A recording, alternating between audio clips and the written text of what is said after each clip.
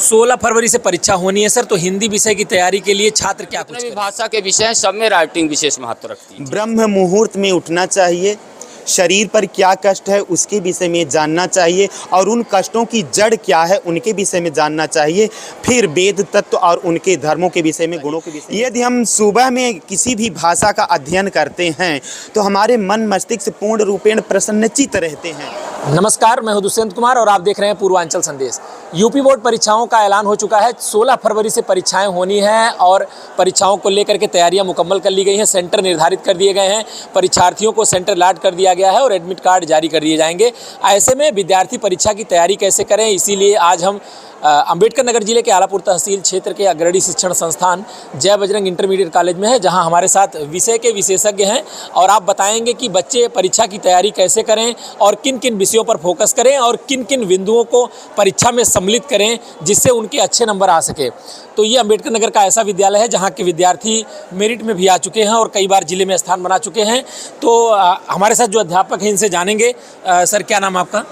जयराम पांडे। किस विषय के सर आप अध्यापक हैं? हम हिंदी विषय के हैं। 16 फरवरी से परीक्षा होनी है सर, तो हिंदी विषय की तैयारी के लिए छात्र क्या कुछ करें?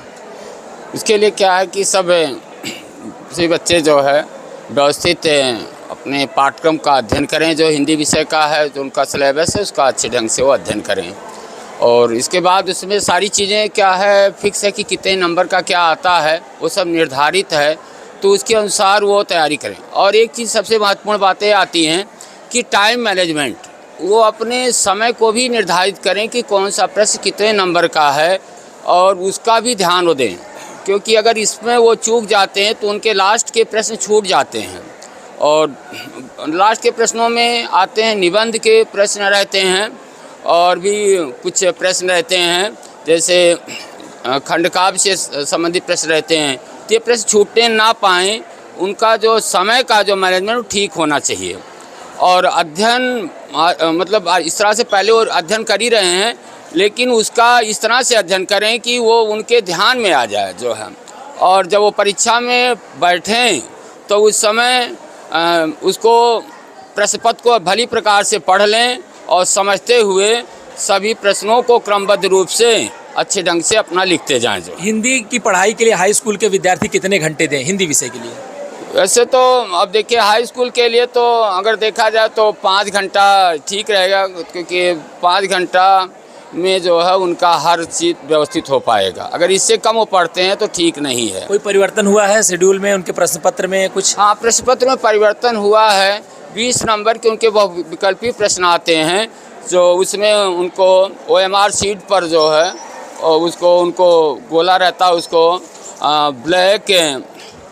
ब्लैक या वाइट, ब्लैक या ब्लू बॉल पॉइंट पेन से जो उनको रंगना रहता है। जो विकल्प उनका सही है वो गोले को रंगे। राइटिंग का कितना महत्व है? राइटिंग का तो बहुत महत्व है। राइटिंग तो एक ऐसी चीज़ है कि उसका तो इतना महत्व है कि वो बिल्कुल एग्जामिनर पर जो अपना एक प्रभाव स्थापित कर देता है। और राइटिंग अच्छी रहती है तो एग्जामिनर क्या है, तुरंत जो है वो बच्चे की क्वालिटी को समझ जाते कि ये जो है बहुत अच्छा है और मतलब उनमें गुणवत्ता जो है प्रकट हो जाती है। तो राइटिंग तो विशेष महत्व है। जितने भी भाषा के विषय हैं सब में राइटिंग विशेष महत्व रखती है। ठीक है सर।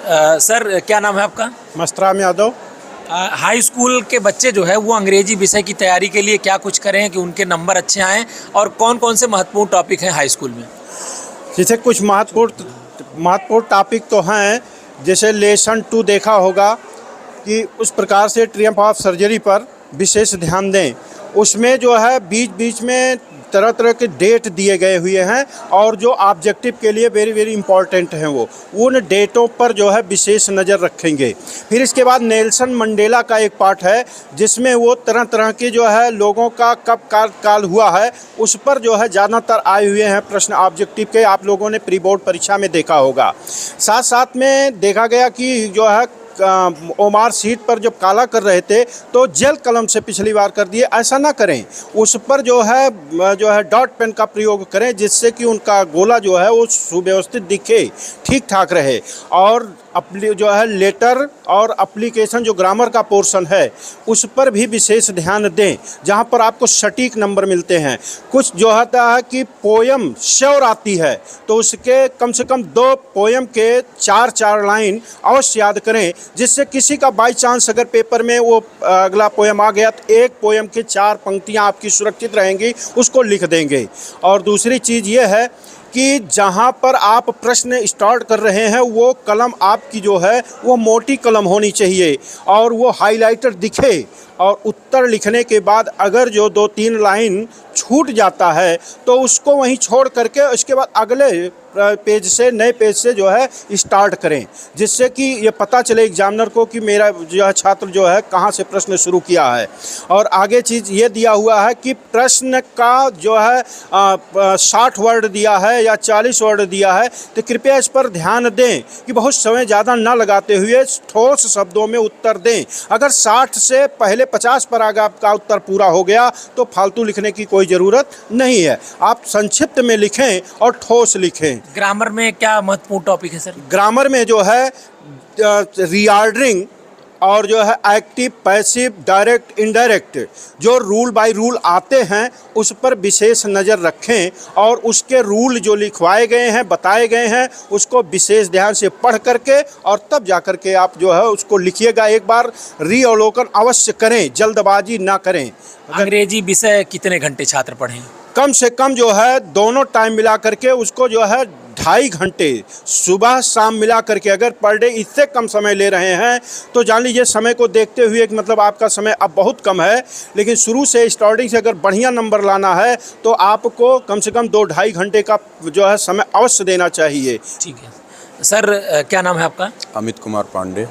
गणित विषय की तैयारी के लिए छात्रों को क्या करना चाहिए, क्योंकि गणित में अगर सही होगा तभी नंबर मिलेंगे? जी हाँ, आप सही कह रहे हैं। ये अपना जो गणित है ये बच्चे इसको सबसे ज़्यादा कठिन विषयों के रूप में लेते हैं और हमारे यहाँ तो इसके लिए परीक्षा की तैयारी की दृष्टि से यहाँ तो हम लोग 2 बार प्री बोर्ड एग्जामिनेशन करवा चुके हैं और थोड़ा कुछ उसमें क्या आएगा, कैसे आएगा, इसका आउटपुट उनको मिल चुका है। और पढ़ाई के लिए बच्चों को हम लोग बार बार ये बताते हैं कि अभ्यास वो करते रहें, नियमित रूप से अभ्यास करते रहें और गणित विषय के लिए कम से कम 3 घंटा यदि वो समय नियमित रूप से देते हैं तो फिर प्रश्न पत्र को हल करते समय उन्हें किसी प्रकार की कोई समस्या नहीं आएगी। हाई स्कूल में कौन कौन से टॉपिक महत्वपूर्ण है सर? देखिए, टॉपिक तो जितने उसमें दिए गए हैं जो उनको हल करना है सभी महत्वपूर्ण है और सब पर उनकी अच्छी पकड़ होनी चाहिए। मुख्य रूप से जो पहला चैप्टर है वास्तविक संख्याएं हैं, इसके बाद 2 चरों वाले रैखिक समीकरण हैं, इसके बाद द्विघात समीकरण है, फिर इसके बाद उसमें देखिए त्रिभुज है और इसके बाद ये अपना त्रिकोणमिति है, ऊंचाई दूरी है, मेंसुरेशन है, फिर इसके बाद स्टैटिक्स है, सभी हैं। तो उसमें बच्चों को ये करना चाहिए कि गणित में मेनली क्या है ना कि ये सूत्र पर आधारित है। अगर बच्चों को चैप्टर से रिलेटेड अगर सूत्र अच्छी तरह से तैयार हैं तो फिर उन्हें प्रश्न पत्र को हल करने में किसी तरह की कोई समस्या नहीं आ सकती। तो सबसे पहले बच्चों को तो नियमित रूप से अपना टाइम टेबल बना करके ये तय करना चाहिए कि हम नियमित कम से कम आधा घंटा सूत्रों को याद करें, सूत्र लिखें। और याद करने का ये तरीका है कि उसको उपन्यास या नावल की तरह पढ़ना नहीं। गणित विषय तो लिख लिख करके पढ़ने वाली विषय रही है, इसकी विधा यही होनी चाहिए। उसमें वो सूत्र को एक बार लिखें और उसके बाद फिर दोबारा जो है सूत्रों को याद करने के बाद जब उसको रिमाइंड उनको करना हो तो अपने से दिमाग में सोच सोच करके हमने क्या क्या याद किया तो उसको खुद से लिखें वो।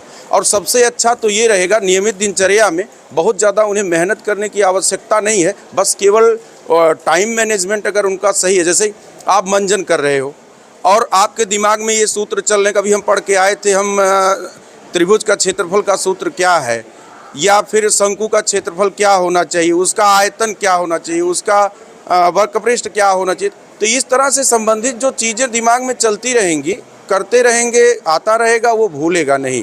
तो मेरे विचार से मैं समझता हूँ कि गणित एक ऐसा विषय है कि जिसमें हमेशा उसमें अगर सोचते रहेंगे, पढ़ने के बाद भी अगर दिमाग में उसके बारे में सोचते रहेंगे खाते पीते सोते समय, तो उनको कोई बहुत समस्या नहीं है। और दूसरी बात ये है कि गणित विषय में हम देखते हैं कि जैसे एक जो बहुविकल्पीय प्रश्न है या 2 नंबर के प्रश्न के बाद के जो 4 नंबर या उससे अधिक के जो प्रश्न आते हैं, तो उसमें ऑप्शन आता है कि अगर दिया गया है 4 प्रश्न या 3 प्रश्न दिया गया है तो उसमें लिखा रहता है कि सॉल्व एनी 2। अगर 3 क्वेश्चंस दिया है तो सॉल्व एनी 2, 4 या 5 क्वेश्चंस दिया है तो सॉल्व एनी 4 क्वेश्चन। तो इस तरह से उनको ऑप्शन भी है। अगर एक आध चैप्टर अच्छी तरह से उनकी नहीं, मान लीजिए नहीं तैयार हो पाया, तो उन्हें बहुत हड़बड़ाने की आवश्यकता नहीं है। आपने इसके पहले मान लीजिए उस चैप्टर को छोड़ दीजिए, अच्छी तरह नहीं तैयार हो पाया, लेकिन और जो बाकी के तैयार चैप्टर आपके हैं तो उसमें आप इत्मीनान से आप परीक्षा कक्ष में जाएं, कंसंट्रेशन कुछ बढ़िया से आप बनाए रखें और हड़बड़ाएं नहीं, जल्दबाजी में नहीं होना है। आपको आराम से प्रश्नों को पढ़ना है। प्रश्नों को पढ़ने के बाद जिस प्रश्न को आप तत्काल हल कर सकते हैं या जो प्रश्न आपको सामान्य लग रहे हैं, अच्छे लग रहे हैं, जिनको कि आप तत्काल हल करते हैं, तो उसको आप प्रश्न पत्र पर प्रश्नोत्तर संख्या और उसका खंड डाल करके हल करें। हमने देखा है कभी कभी बच्चे जो हैं प्रश्नोत्तर संख्या 1 वो किसी एक पेज पर लिख देते हैं, खंड का लिख दिए, अगले पेज पर जब हल करते हैं तो उसमें खंड खा लिखते हैं, ना कि प्रश्नोत्तर संख्या 1। तो इसका विशेष ध्यान रखें कि हर पेज पर प्रश्नोत्तर संख्या और उससे संबंधित खंड को आप डालें और उसके बाद तब उसे हल करें। और जब सभी प्रश्नों को आप हल कर चुके हों और बाद में जो कठिन प्रश्न आया जिनको कि आपने नहीं कर पाए हैं, अब उसके बारे में सोचिए और समय भी देखते रहिए कि आपने कितना समय किस प्रश्न के लिए, कितना समय किस प्रश्न के लिए देना है। क्योंकि अब तो प्रश्न पत्र हम लोगों का जो सिलेबस है वो 30%, चूँकि ये कोरोना के नाते कम कर दिया गया है, तो उनको काफ़ी टाइम भी है और बहुत ज़्यादा ऐसा कुछ नहीं है। हम लोग अपना सिलेबस भी तैयार कर चुके हैं और यहाँ तो रिवाइज़ भी किया गया है, तो कोई बहुत ज़्यादा दिक्कत नहीं है। मुझे लगता है बच्चे सब अच्छी तरह से बढ़िया से प्रश्न पत्र को हल करेंगे और सफल होंगे। सर क्या नाम है? मेरा नाम ताराकांत मिश्रा सर। सर संस्कृत विषय के लिए छात्रों को क्या कुछ करना होगा, क्योंकि नंबर अच्छे आते हैं? जी, कहा गया है कि ब्राह्मे मुहूर्ते बोधेत धर्म अर्थ चा अनुचिंतयेत काया क्लेशान तन्मूलान वेद तत्व अर्थ एव च। ब्रह्म मुहूर्त में उठना चाहिए, शरीर पर क्या कष्ट है उसके विषय में जानना चाहिए और उन कष्टों की जड़ क्या है उनके विषय में जानना चाहिए। फिर वेद तत्व और उनके धर्मों के विषय में, गुणों के विषय में जानना चाहिए। यदि हम सुबह में किसी भी भाषा का अध्ययन करते हैं तो हमारे मन मस्तिष्क पूर्ण रूपेण प्रसन्नचित रहते हैं, क्योंकि शाम के समय दिन भर के इधर उधर उहापोह में हम लगे रहते हैं और हमारे मन मस्तिष्क जो है वो विभिन्न प्रकार के विचारों में निमग्न रहते हैं। इसलिए जो भी विषय वस्तु हम याद करते हैं वो हमको याद नहीं होती। इसलिए संस्कृत भाषा के लिए जो भी आप अध्ययन करना चाहते हैं उसको ब्रह्म मुहूर्त में सुबह के समय ही याद करें। और हमें संस्कृत भाषा नहीं, किसी भी भाषा, किसी भी साहित्य को विधिपूर्ण जानने के लिए सबसे पहले व्याकरण शास्त्र का जानना आवश्यक है। और संस्कृत भाषा में तो पाणिनि ने स्वयं ही लिखा है कि काव्य शास्त्र विनोदेन कालो गच्छति धीमताम व्यसनेन च मूर्खाणाम निद्रया कलहेन वा। जो लोग काव्य शास्त्रों में अपना समय व्यतीत करते हैं वे ही सब कुछ जान सकते हैं, और जो व्यसनी होते हैं उनका समय सोने में, निद्रा में और दूसरे की निंदा में व्यतीत हो जाता है। और पाणिनि जी ने स्वयं ही लिखा है वो व्याकरण के विषय में, यदि व्याकरण वह विद्या है कि जो समस्त विषयों को विधिपूर्ण बोलने के लिए, भाषा को अच्छी तरह से पढ़ने समझने के लिए सब कुछ ज्ञान कराता है।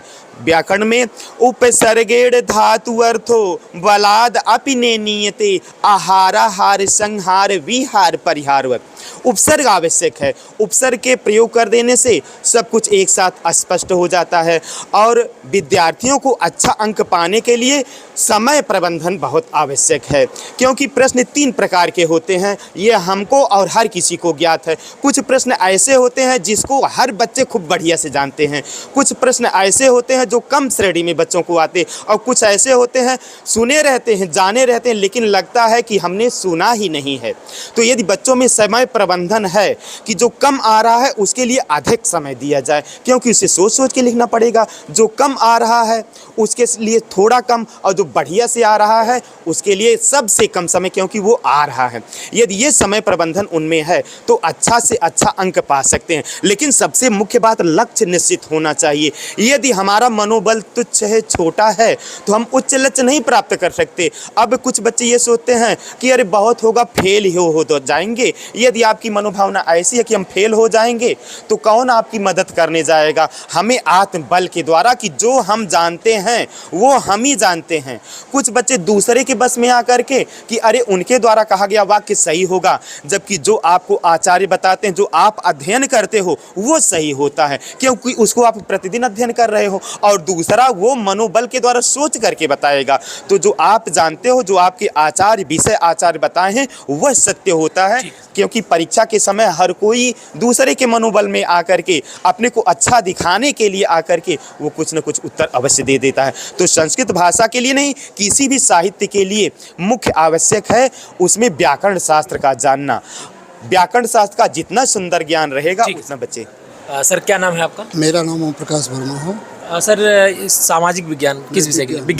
विज्ञान की तैयारी हाई स्कूल के बच्चे कैसे करें? सर थोड़ा सा इधर आ जाइए, जी छोड़ दीजिए सर, छोड़ दीजिए। विज्ञान की तैयारी के लिए सबसे पहले जो ऑब्जेक्टिव टाइप के क्वेश्चन होते हैं उन पर विशेष ध्यान देना। उसके बाद फिर जो अतिलघुत्तरीय क्वेश्चन होते हैं उनको ध्यान से देखना, और फिर उसके बाद लघुत्तरीय क्वेश्चनों का नंबर आता है उन पर फिर ध्यान देना। फिर विशेष जो दीर्घोत्तरीय क्वेश्चन होते हैं उनके बारे में ध्यान देना। और उसके बाद जैसे अधिक अंक प्राप्त करने के लिए रसायन विज्ञान को अगर लिया जाए तो रसायन विज्ञान में सूत्र आते हैं, सूत्र याद करना, समीकरण लिखना, और ये सब अभ्यास पर जितने लिखेंगे उतने अभ्यास होगा। उसके बाद फिर जैसे जीव विज्ञान कर देखें तो जीव विज्ञान में विशेष करके चित्रों पर ध्यान।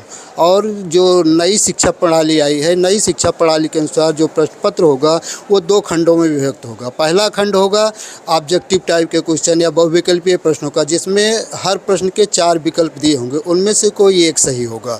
और उसमें भी उपखंड होगा, उपखंड ए, उपखंड बी, उपखंड सी। उपखंड ए भौतिक विज्ञान का होगा, उपखंड बी रसायन विज्ञान का होगा, उपखंड सी जीव विज्ञान का होगा, जिसमें 7 क्वेश्चन फिजिक्स के, 7 क्वेश्चन केमिस्ट्री के, और 6 क्वेश्चन केमिस्ट्री के और 7 क्वेश्चन बायो के मिलेंगे। ठीक इसी प्रकार जो दूसरा खंड होगा वो विस्तृत प्रश्नों का होगा। विस्तृत प्रश्न में भी उपखंड ए, उपखंड बी, उपखंड सी होगा। उपखंड ए जो होगा वो भौतिक का होगा, जिसमें विस्तृत क्वेश्चन होंगे।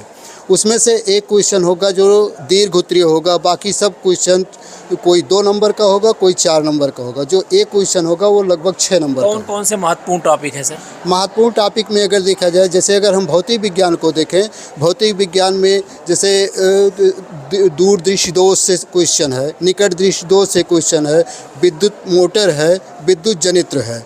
ठीक इसी प्रकार अगर रसायन विज्ञान को देखें, रसायन विज्ञान में एक चैप्टर धातु कर्म का है। धातु कर्म से किसी धातु के निष्कर्षण के संबंध में आपसे पूछा जा सकता है।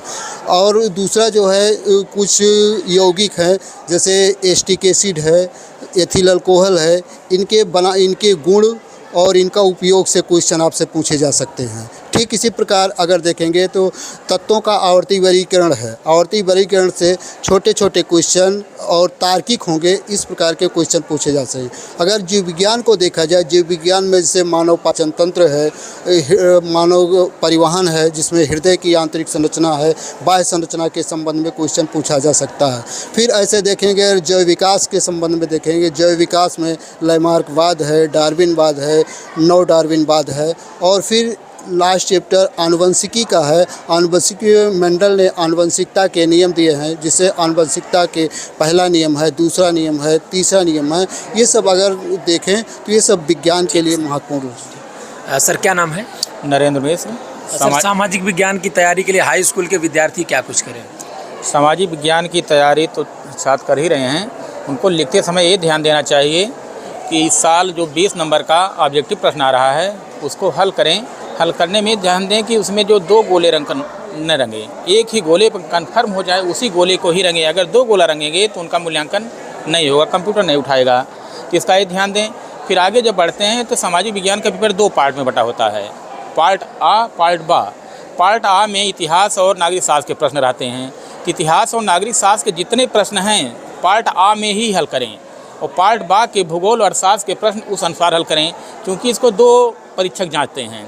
कॉपी जांचते समय आ परीक्षक अगर कॉपी जांच देता है, उसमें बा वाला अगर लिखा है बा भाग वाला, तो उसका मूल्यांकन वो नहीं करेगा, वो अपने भाग का करके उसका नंबर दे देता है। बा के पास वो कॉपी जब जाती है तो बा वाला आ वाले का नहीं करेगा, उसको काट करके वो रख देते हैं। तो बच्चे तो समझते सब किए हैं, लेकिन अगर उसमें आ और भाग का आ का बाम कर दिए, बा का आम कर दिए, तो उसका नंबर उनको नहीं मिलता है। इसलिए दोनों को सावधानी से करें कि आ को जितना हल करना है सभी कर लें, तब बा वाले भाग का हल करें। अधिक नंबर पाने के लिए उनको ये ध्यान देना है, अब तो सामाजिक विज्ञान में नंबर 30 नंबर विद्यालय वाले दे देते हैं, 20 नंबर का ऑब्जेक्टिव आ जाता है, 50 हो गया। 10 नंबर मानचित्र पर हम लोग इतना अभ्यास कराए हैं, 10 नंबर वो अगर प्राप्त कर लें तो उनको 60 नंबर मिल जाता है। अब मानचित्र का हल करते समय ये ध्यान दें कि मानचित्र में संकेत बना आता है पेपर में, उसी संकेत का प्रयोग करें। ऐतिहासिक प्रश्नों में उसमें पूछता है जैसे वह स्थान जहाँ लाल किला है, तो उनको लिखें कि लाल किला कहाँ है, जहाँ लिखेंगे उसी के साथ में इतिहास वाला मानचित्र भी नत्थी करें। ये नहीं कि लिखने वाला अलग रहे और मानचित्र वाला भाग कहीं अलग नत्थी कर देते हैं, तो उसका उनको अच्छा नंबर नहीं मिलता है। भूगोल में भी उसके लिए संकेत दे रहे हैं, जो संकेत पेपर में आया है उसी संकेत का प्रयोग करेंगे तब वो बढ़िया नंबर पाएंगे। अपने आप से अगर संकेत बदल देते हैं तो उसका अच्छा नंबर उनको नहीं मिलता है। ठीक है सर। हाँ सर, क्या नाम है आपका?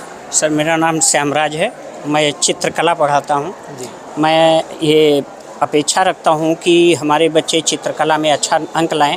वैसे सभी जानते हैं कि चित्रकला बहुत ही आसान विषय है, कुछ भी हम लीप पोत देंगे तो पास तो हो ही जाएंगे, लेकिन आज के समय में पास होना अति आवश्यक नहीं है, उसकी जानकारी होना, अच्छे अंक लाना हमारा पूर्ण ध्येय रहता है। तो चित्रकला में बहुत ज़्यादा वर्क तो नहीं होता, बहुत टाइम ज़्यादा ही रहता है। अगर अच्छे बच्चे सावधानी से करें तो अच्छा अंक प्राप्त करेंगे। तो इसमें हमारे चित्रकला में 3 खंड होते हैं। प्रथम खंड अनिवार्य होता है, तो प्रथम खंड अनिवार्य होता है और 2 खंड शेष रहते हैं, तो दोनों में से एक ही करना है, यानी 2 खंड हमें करना है केवल। पहला खंड अनिवार्य है। पहला खंड क्यों अनिवार्य होता है कि इसमें ज्यामिति होता है, ज्यामिति के 5 प्रश्न आते हैं, उसमें से 3 करना होता है। अब हमें बच्चों को ध्यान देना चाहिए कि अगर ज्यामिति कर दिए हैं और सब अच्छा है, उनका सभी अच्छा है, सब अच्छा हो गया है, तो पूरा का पूरा अंक मिल जाता है उनको। तो इस तरीके से एक भी अंक नहीं करते। और उसमें ज्यामिति में एक खास बात ये होता है कि 3 प्रकार की रेखाओं का प्रयोग करना अति आवश्यक है, जैसे कि एक ज्ञात रेखा, दी हुई रेखा, और एक रचनात्मक रेखा जिसको डॉटेड बिंदु बोलते हैं, और तीसरा होता है आंसर रेखा, अभीष्ट रेखा। तो ये तीनों रेखाओं का प्रयोग अति आवश्यक रूप से करें और पूरी तरीके से अगर हमें 5 में से 3 प्रश्न ज्यामिति के आ रहे हैं तभी उसको करें, अन्यथा अगर ये एकदम नहीं आ रहा है तो पूरा का पूरा लगभग 15 अंक हमारा कट जाएगा। इससे अच्छा है कि हम आलेखन करें। तो आलेखन में साल भर बच्चे 2 साल से तैयारी करते हैं, 9th से 10th तक तैयारी करते हैं और निश्चित रहता है कि आलेखन आएगा। और एक आलेखन अगर हमारे बच्चे बढ़िया से तैयार कर लें तो वही टिप्स सभी में प्रयोग करना होता है। अब देखिए, अब उसमें आयत में, वर्ग में, वृत्त में, अर्धवृत्त में, इसी में अक्सर आता है। तो आलेखन जैसे अब उस पर भारतीय पुष्प है, जैसे कमल है, गुलाब है, गुड़हल है, सूर्यमुखी है, जीनिया है, आदि ये सब आते हैं। तो वो बनाना हम सीख जाएं, अच्छे तरीके से रेखांकन करें, अच्छे तरीके से पन्ने में हम संयोजन करें, तमाम उसके लिए तमाम वो रहते हैं कि इस पे इतना अंक, इस पे इतना अंक, इस पे इतना अंक। तो सभी चीज़ ध्यान में रखना चाहिए। रेखाएं हमारी कठोर नहीं होनी चाहिए, लयात्मक होनी चाहिए, मुड़ी होनी चाहिए। तो अच्छे से रंगें और अच्छे से फिनिशिंग करें। तो इतना ही, और ये मनोरंजक विषय है, बहुत अच्छा मनोरंजन में ही बड़ा अच्छा अंक मिल जाता है हमको। तो ठीक है सर। क्या नाम है सर? सुनील सिंह नाम है, कंप्यूटर पढ़ाते हैं। कंप्यूटर के विद्यार्थी हाई स्कूल में कैसे कुछ करें कि उनको अच्छा नंबर मिले? पहली चीज़ ये तो कि स्वच्छता पे बहुत ध्यान दें, और जितना क्वेश्चन आता है, अक्सर ये होता है कि क्वेश्चन लॉन्ग आते हैं, शॉर्ट आते हैं, तो शॉर्ट में तो वो गलती ना करें, वो तैयारी अच्छी करें अपना कि शॉर्ट ऑब्जेक्टिव क्वेश्चन जो है वो अच्छी तरह से करें। और दूसरी चीज़, क्वेश्चन कभी कभी छोटा आता है, वो आंसर बड़ा कर देते हैं, तो ये ऐसा करें जितना क्वेश्चन पूछा जाए आंसर उतना ही दे, उससे अतिरिक्त आंसर देने से कोई लाभ नहीं है, क्योंकि लास्ट में लॉन्ग आंसर क्वेश्चन आते हैं और लॉन्ग आंसर क्वेश्चन अगर हम कम लिखते हैं तो वहाँ नंबर हमारे कट जाते हैं। इसलिए जितना लिखना हो उतना ही लिखें, उससे अतिरिक्त ना लिखें। और दूसरी चीज़ जैसे इम्पॉर्टेंट चैप्टर्स हैं कुछ, जैसे लाइनक्स ऑपरेटिंग सिस्टम का एक इम्पॉर्टेंट चैप्टर्स है, इसको बढ़िया से तैयार कर लें। लॉजिक गेट्स है, इसमें परफेक्ट 100% है कि वो आता है, लॉजिक गेट आता है, कुछ डिमॉर्गन का लॉ है, नियम है, वो आते हैं। सी भाषा में आते हैं जैसे फंक्शन है, एरे है, इनसे क्वेश्चन अधिक से अधिक आते हैं। तो ये चैप्टर हमारा अच्छी तरह तैयार कर लें। ठीक है सर। तो ये हाई स्कूल के विद्यार्थियों की तैयारी के लिए क्या कुछ होना चाहिए और किस तरीके से तैयारी करें, अभी शिक्षकों ने बताया कि पार्ट में जो है एक तय कर लें, एक शेड्यूल बना लें और शेड्यूल के अनुसार तैयारी करें। साथ ही साथ टाइम मैनेजमेंट बहुत महत्वपूर्ण है। सभी विषय हिंदी, अंग्रेजी, गणित, विज्ञान, संस्कृत, कला, कंप्यूटर के लिए अलग अलग तरीके से तैयारी करें और जो कमज़ोर विषय आप पर उसको ज़्यादा तरीके से फोकस करें जिससे बेहतर अंक मिल सके।